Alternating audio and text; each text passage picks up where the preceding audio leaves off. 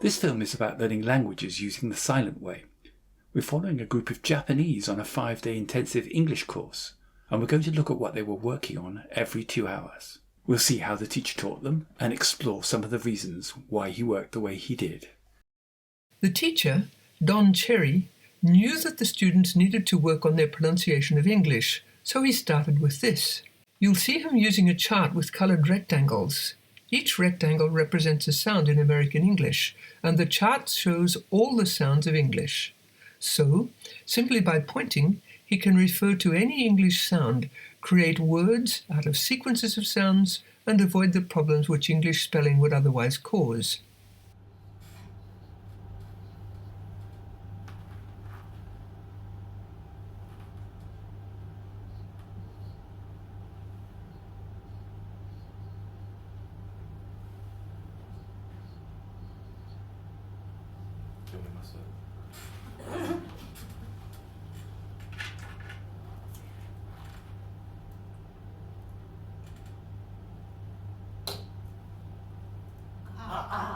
Excellent.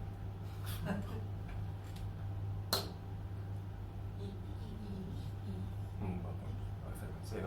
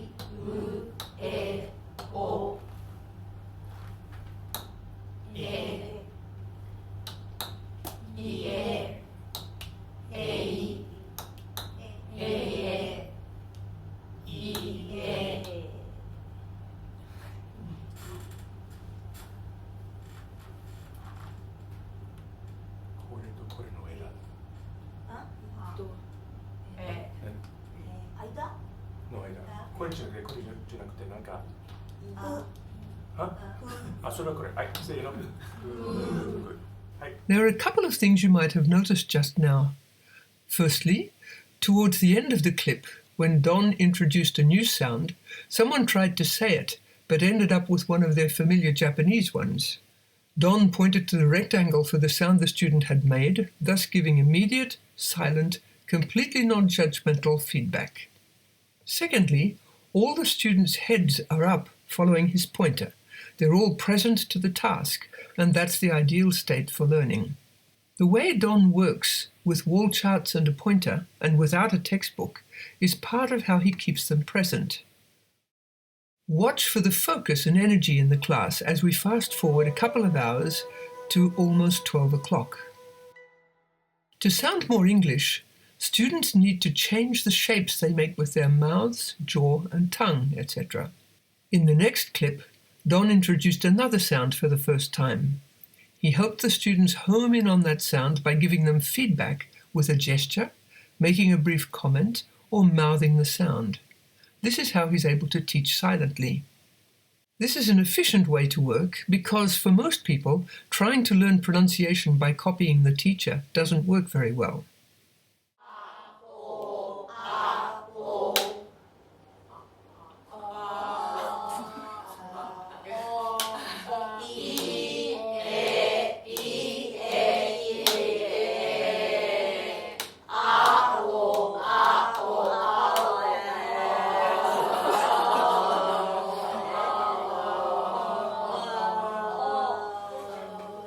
Perfect. Perfect. Good.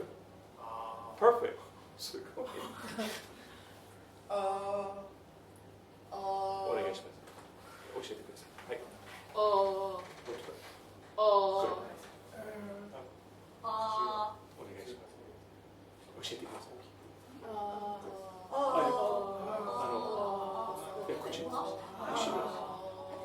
口後ろの方。Good. Oh.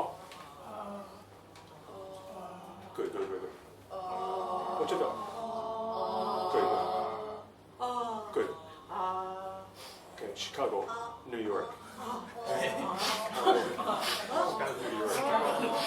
は出身シカゴありがとう。懐かしい。懐かしい。嬉しいね。はい。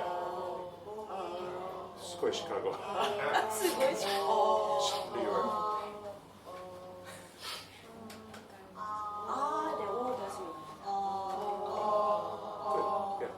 ニューヨーク。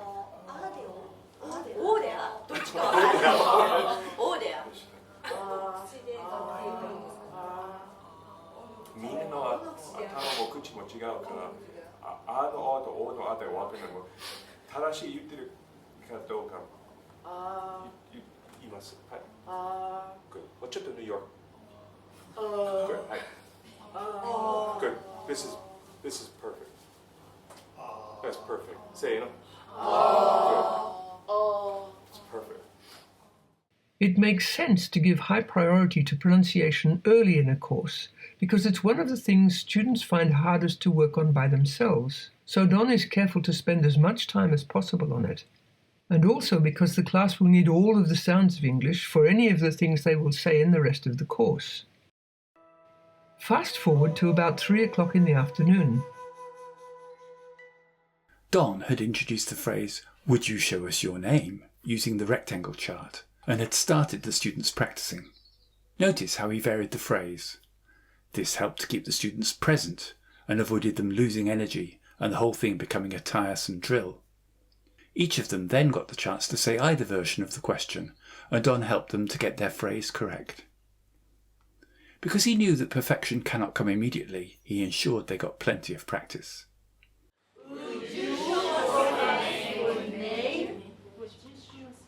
Good. Good. Good. Would.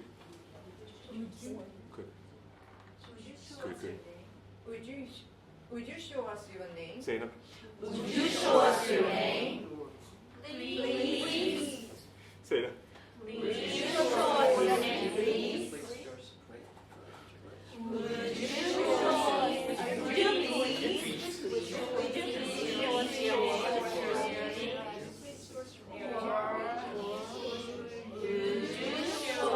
your name? Say it. Would you please show us your name? Or would you show us your name, please? その2つ練習してください。その2つ。Would you please show us your name? Would you please show us your name?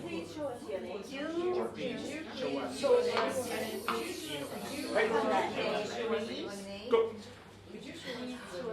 Hey, go. Would you please show us your name?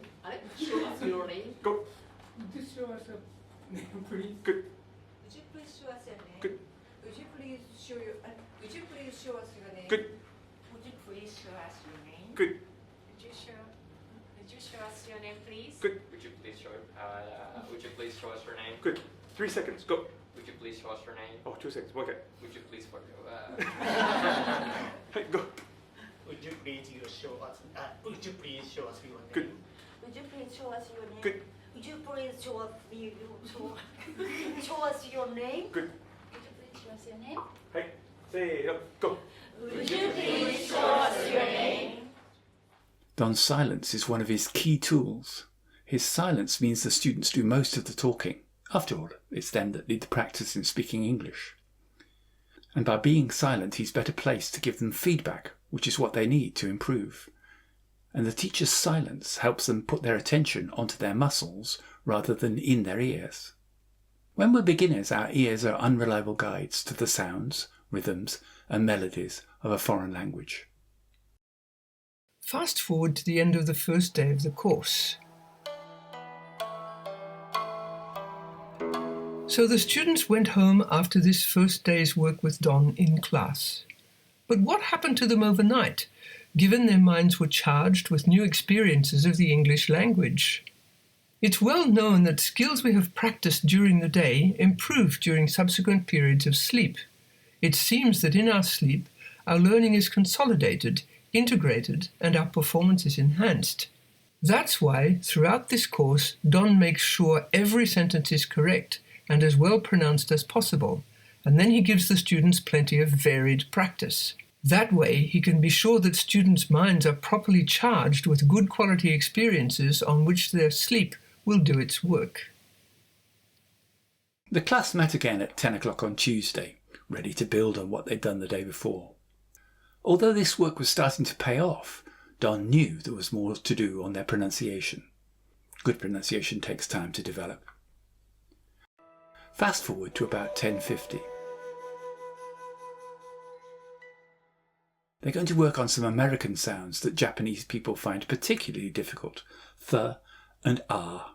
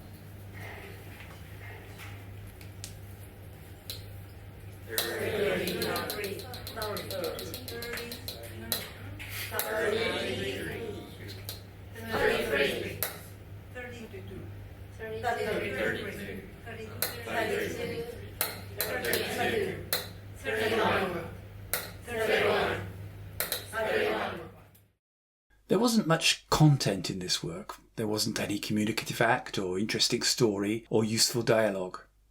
Don knew that these things would have been a distraction from the priority of the moment, making automatic the unfamiliar muscle movements required to sound American. Fast forward to about 2:10 in the afternoon. The class was working on English numbers and practicing saying a telephone number in an English way. Don invited the class to use clapping to check how many syllables there are in the word 100, revealing that some of the students weren't sure, probably because of how Japanese works. And then he supported their practice with gestures. Notice he didn't say the words himself.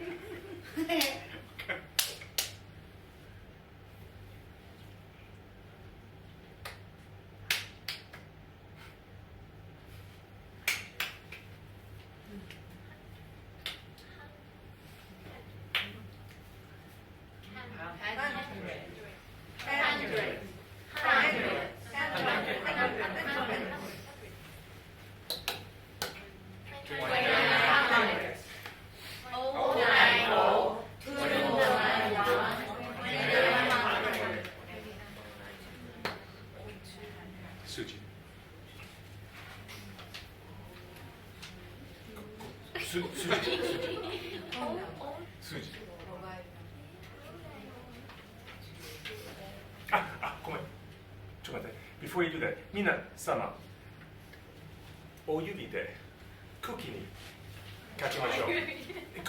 言いながら変えましょう。書きましょう。せーの、ゴー。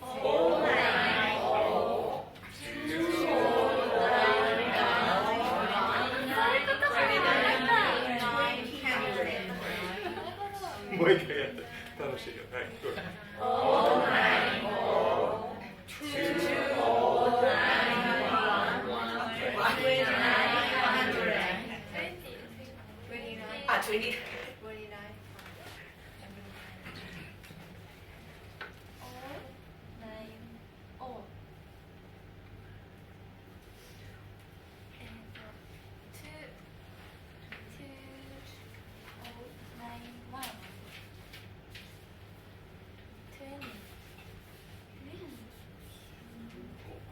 いやいやいや、何でもいい。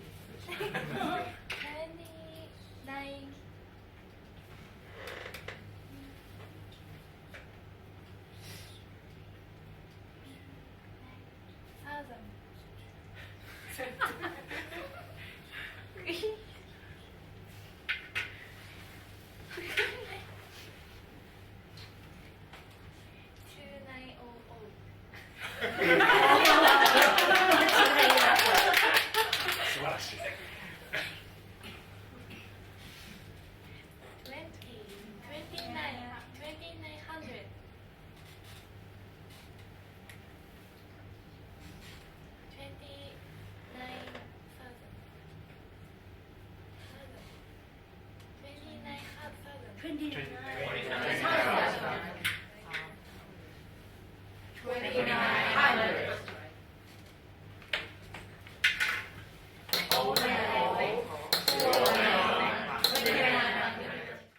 Don used a word chart to show students the words they needed. This chart shows the words for English numbers, with the letters coloured to match those of the sound colour rectangle chart. So Don can use this chart and a pointer to help students get familiar with these words and their pronunciation. Fast forward to the end of the second day of the course. The students continued to work on numbers, and then they started to work on the clock and talking about the time. Watching this film, you'll notice that Don works on every phrase or sentence until it's correct and well pronounced. But he doesn't simply give the students corrections. He gets them to experiment, and as far as possible, enables them to find the solutions themselves with some guidance from him. And everyone learns from everyone else's work because the process is immediate and visible to all. This way of correcting doesn't feel oppressive, doesn't undermine students' confidence or disrupt their flow. You can see that in how Don's students react and keep working. In fact, self-correcting this way is the route to confidence and certainty, because it allows people to test, modify and justify to themselves the reliability of their mental model of the language. The class met again at 10 o'clock on Wednesday, ready to build on what they'd done during the last 2 days. Don still kept the focus on pronunciation because mastering the sounds, rhythm and melody of a foreign language is one of the things students find hardest without the help of a skillful teacher. Plus, it's something that takes time and sustained work to develop. Fast forward to about 10:20, when Don introduced the phrase "one of the ones" using 2 wall charts. Watch how he works with the class to improve their pronunciation of this short phrase. Notice how he alternates between detailed work on the phrase with individuals and practice as a group, and how he uses his fingers to correct and guide the students.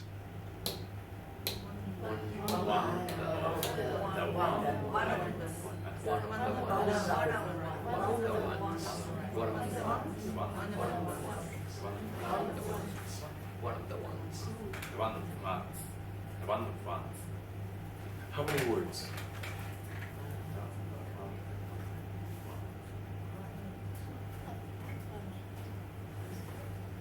How many words? 4? 4.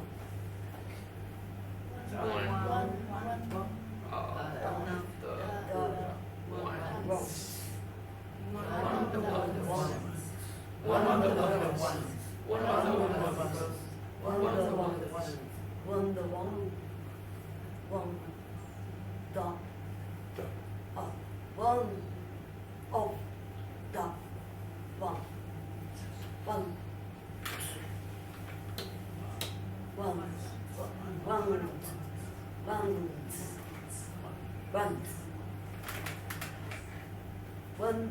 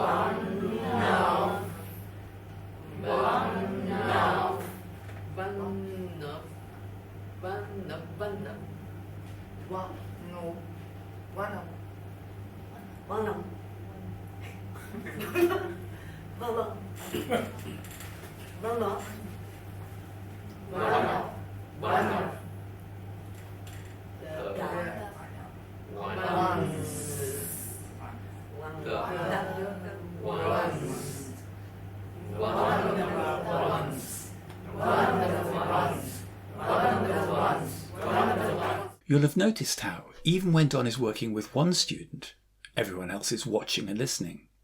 Because Don works the way he does and at pace, the students' heads are always up, they're always present to the task of the moment, and therefore they're learning, whoever happens to be the focus of the class at that moment. Fast forward to 12:30 on Wednesday, the third day of the course, so that's about halfway through. Don had put a selection of magnets onto the sound colour rectangle chart, and the class was practicing, giving him instructions about what to do with them. This gave them practice in using verbs like take or put. Take one of the magnets. Okay, Take one of the magnets that are on up. good. Okay. Take one of the magnets that are on up. 同じ。せーの。 Take one of the magnets that are on up. で入れない単語はどれ？アキラ。 Take one of the magnet. 触って。Which one we don't need? はい、言いたい。はい。Go, アキラ。 Take one of the magnets on Take one of the magnets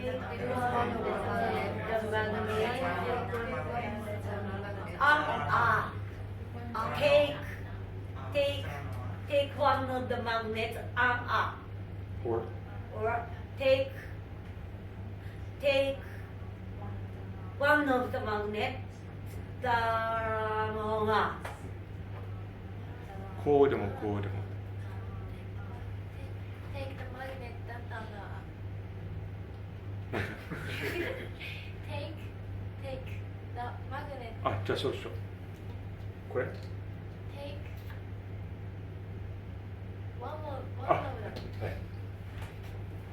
Take one of the magnet that are on up. Good, もう一回。 Take one of the magnets and あ、 that are on up. Good, もう一回。 Take the magnet that take one of the magnets that are on up. The phrases take the magnet and take one of the magnets refer to different situations, and no English speaker would confuse the two. That's why Don kept the last student practicing until the sentence was correct, well pronounced, and true to the situation. When we speak a language we know well, we draw on an internal sense of what sounds right. This isn't a memorized list of words or stock phrases or rules, and we don't build this kind of mental model by learning rules and exceptions. We build it by trial and error and feedback. Fast forward to 4:10 on Wednesday, the third day of the course. The work you're about to see revisits giving instructions in English and seeing them carried out, but in a slightly more complicated situation. Notice how the word throw gave Don the opportunity for a micro-pronunciation lesson on the O vowel. Because of the intensive work on pronunciation Don had done earlier in the course, he can now work efficiently on this whenever it's needed. Take the one straw off the pink paper cup and put on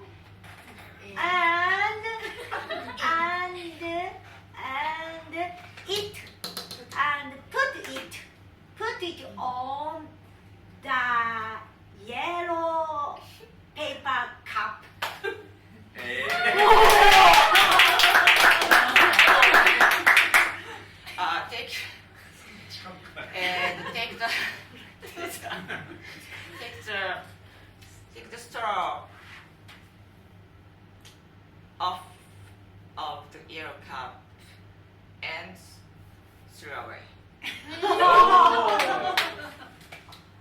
Threw it away. もう一回言って take the straw off of the ear cup and threw it away. Throw it through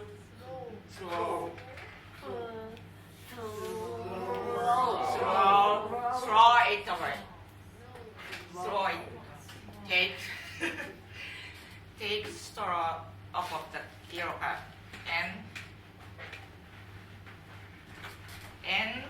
okay. Take the straw off of the ear cup and throw it away. Throw it. It away. Take the straw off the yellow cup and Throw away.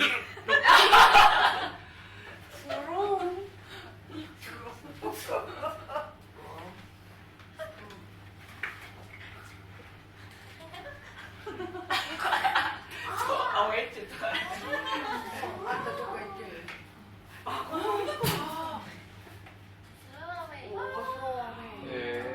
The situation was banal and inconsequential, but it was vivid and real, and that was its strength. There were no distractions, and so the students' focus could be 100% on their intent and the language they needed to express it precisely.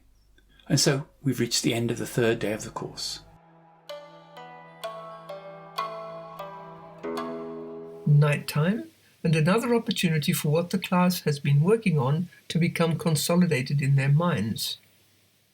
You'll have noticed that Don works in a very particular way. He doesn't explain. Instead, he makes sure the students experience the connection between their intentions and the language they use to make something happen. He does the minimum needed to get the students to self-correct, but insists that what they say is corrected whenever it is less than good.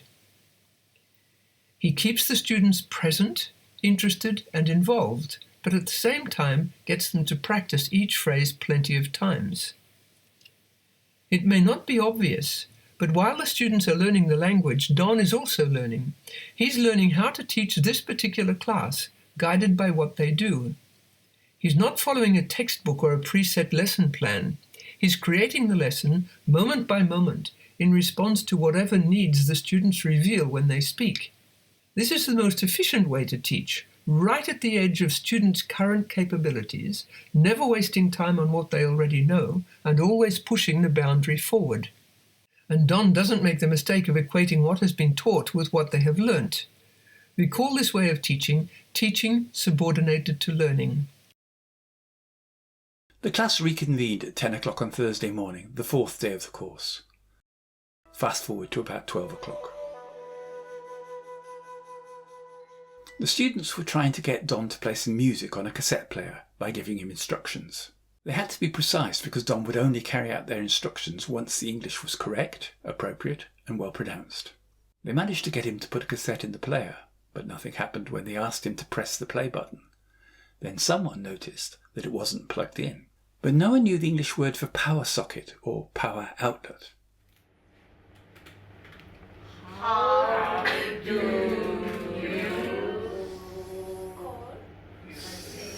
How do you say concept In English. concept How do you say consent in how do you consent in in how do you say consent in English How do you say consent in English? How do you say consent in English? How do you say consent in English? what How do you say consent in English? Oh. What's consent called in English? What's consent called in English? What's consent in cold English?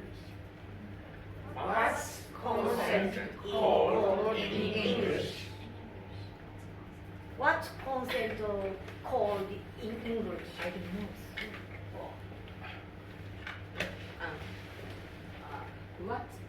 What's consent called in English? Oh, I don't know, sorry. What do you say consent in English? Good. How do you say consent in English?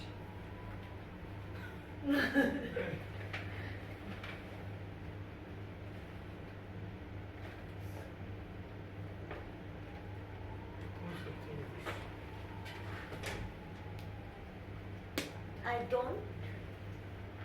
You know? You'll have noticed how useful Don found the word charts which he'd put on the wall for this lesson. These charts are invaluable for giving students a little help, or for suggesting alternatives, or for correcting efficiently. The words on these charts are the function words of English, the 400 or so common words that English uses to express spatial, personal, temporal and causal relationships. English grammar is created using these words. Because they are so fundamental to English, students need to get really familiar with how they're used. That's why Don does this intensive work on these words to build them into a secure foundation for everything else in the language that the students want to say. Fast forward to Thursday afternoon at about 3:10. The students have been describing this wall picture of a man sitting in a rocking chair, and a little before the clip you're going to see, someone came up with the word slacks to describe his trousers. But how should that word be spelt? How's slacks spelled? How's slacks spelled? S.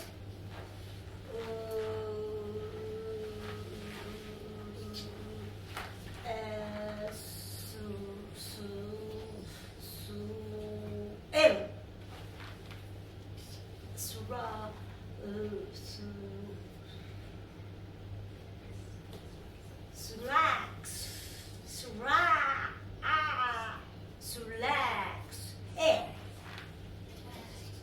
X.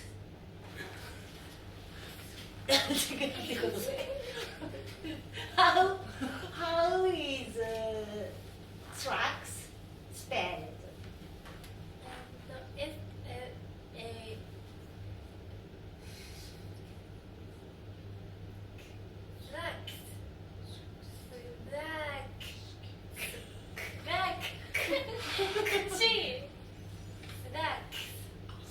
See?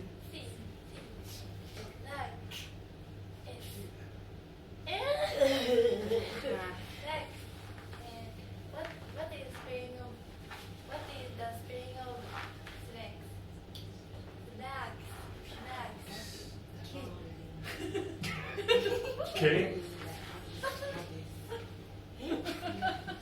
Time to see the map.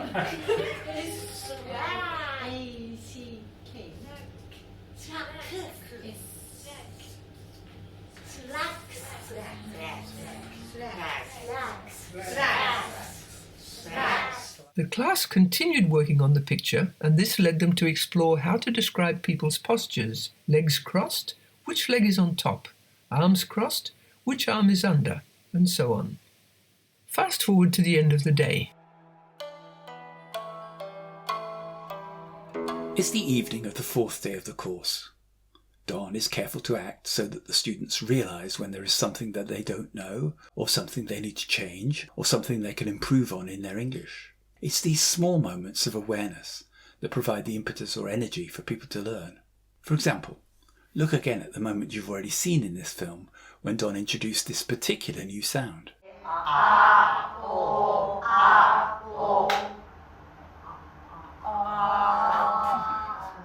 The students were immediately aware that there is a vowel sound in English that doesn't exist in Japanese.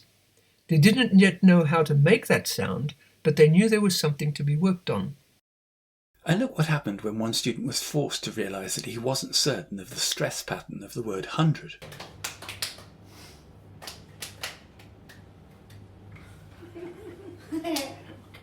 This awareness means he was primed to work on the correct rhythm, which is 2 beats, the first of them stressed.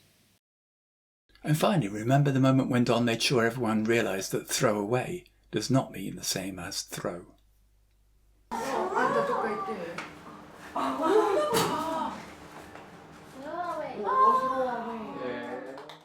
The first step of learning anything is to become aware that there is something to be learnt, and it's one of Don's jobs to provoke these realizations, and then guide their experimentation and make sure they practice enough once they know what they should be doing. So now we reach the 5th and final day of the course. Fast forward to 10:45. The students had been practicing asking each other for a piece of gum. Mostly the students had complied and handed it over whenever asked, until one student chose to respond with a decided no. Then someone came up with the word grab to describe what happened. Grab. Can you do this?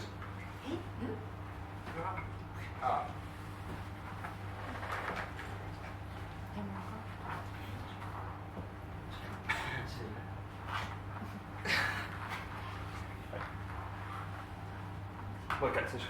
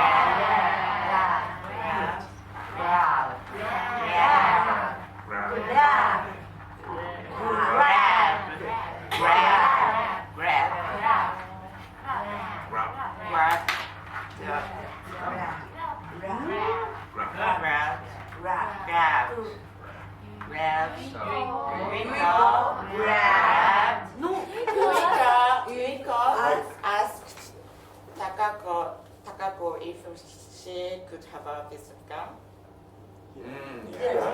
Yes. But Takako said no. Then Yuriko got angry and suddenly she grabbed the pack of gum, grabbed the pack of gum from Takako.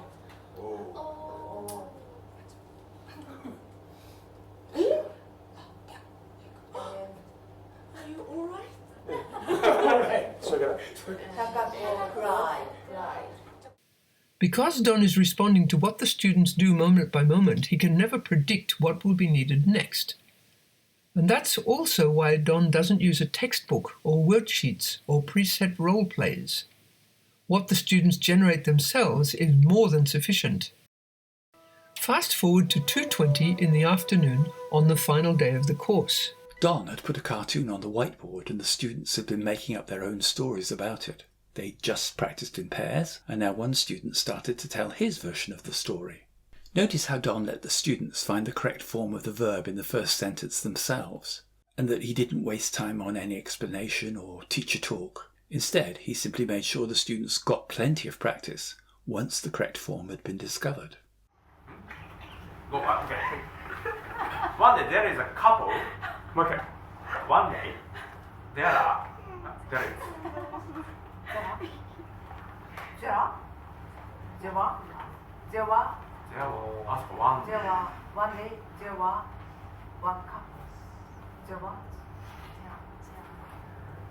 One day there were a couple. One day there was a couple. There was. couple だから。One One day day there there was was a a couple. couple named. Named John and Mary in Oh. their house. One day there there was was a couple. a couple. There was a couple. There was a couple.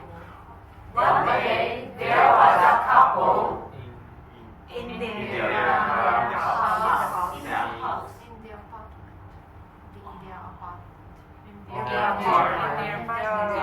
So the kanji.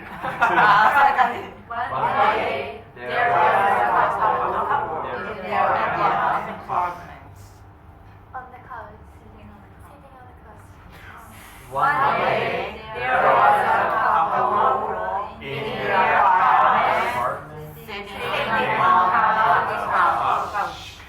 One day there was a couple sitting on the couch in their house. One day there was a couple in their house. Sitting on the couch. One day there was a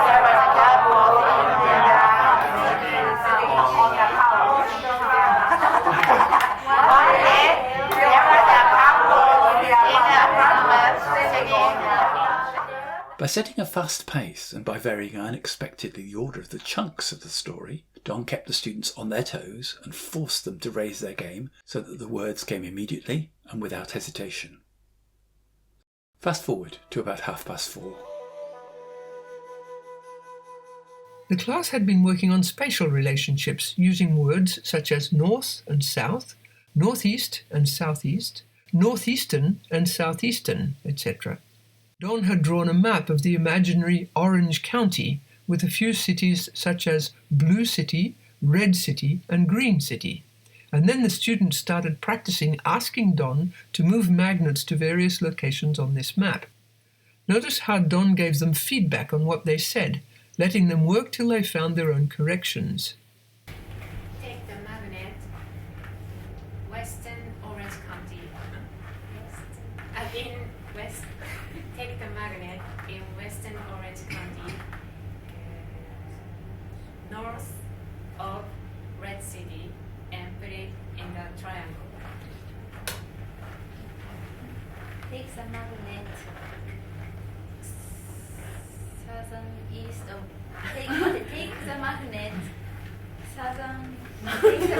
in southeastern take the magnet in southeastern Orange County, southwest of Black City, and put it in the circle.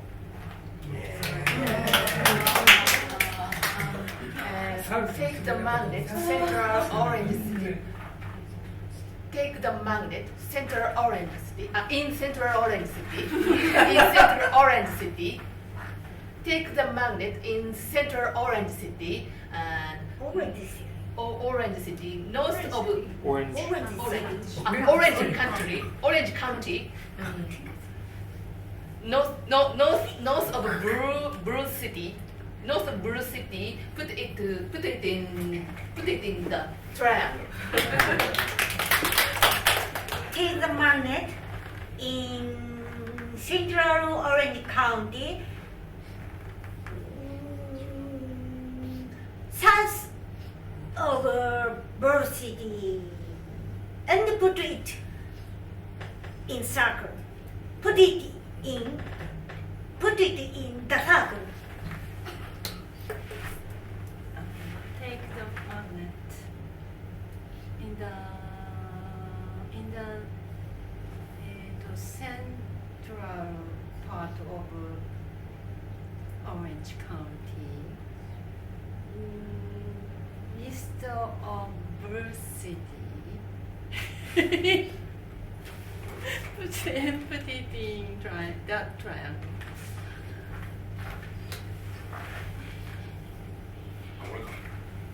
Takes magnet. The north. Takes the magnet. In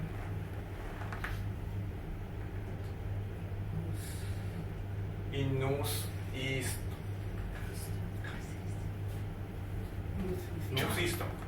Northeastern Orange County and put it in the circle. Yes. So that was the last sentence of the last minute of the last session of the last day of this 5-day intensive course in English.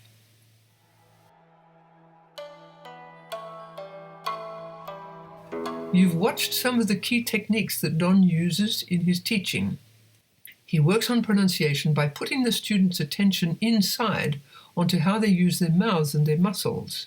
And he works on the fundamental building blocks of English grammar by getting the students to experience using the function words.